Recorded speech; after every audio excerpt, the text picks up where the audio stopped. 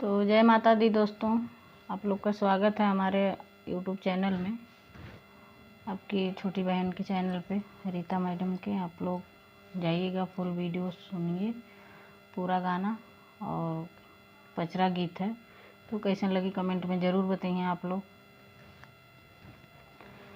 ऊपर से गिरावे लगनी मरी भवानी मैया, झंडा हो डेराए लगनैना, है डेराए लगनैना।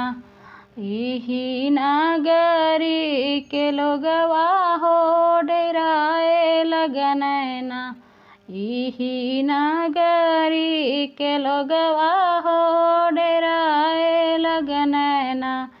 कह के डेरा लाए ही नगरी के लोगवा, है बसवैलीना, है बसवैलीना।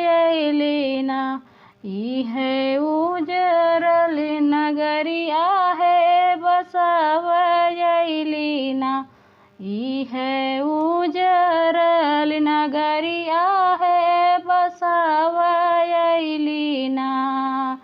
ऊपर से गिरा मैं मोरी काली मैया, झंडा हो डेराए लग लेना, हो डेराए लग लेना। यही ठेकावा के ई लोगवा हो डेराए लग लेना, हो डेराए लग लेना। कहे के डेरा लाई ठेकावा के ई लोगवा हो बसवैलीना, हे बसवैलीना। ई है उजरल नगरिया हो बसवैलीना, ई है उजरल नगरिया हो बसवैलीना, ई है उजरल नगरिया हो बसवैलीना। ऊपर से गिरा मैं हमारी दुर्गा मैया, झंडा हो डेराए लगनैना। यही सेवा का के लोगवा हो डेराए लगनैना, यही सेवा का के लोगवा हो डेराए लगनैना। कहे के डेरा लाए ही सेवा का के लोगवा हो बसवैलीना, हे बसवैलीना।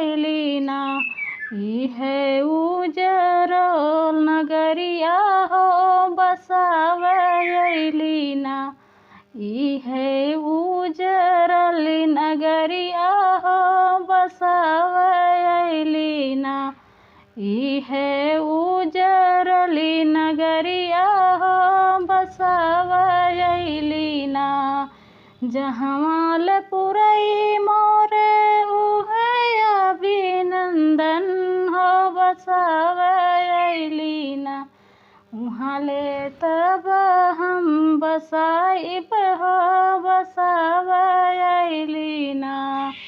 धन्यवाद दोस्तों। हमारा पचरा गीत कैसे लगी कमेंट में ज़रूर बताइए आप लोग, चाहे जहाँ के लोग देखत हों। तो एक प्यारा सा कमेंट ज़रूर करना अपने छोटी बहन के लिए। तब मिलते हैं एक नए वीडियो में नेक्स्ट गाने के साथ। धन्यवाद दोस्तों।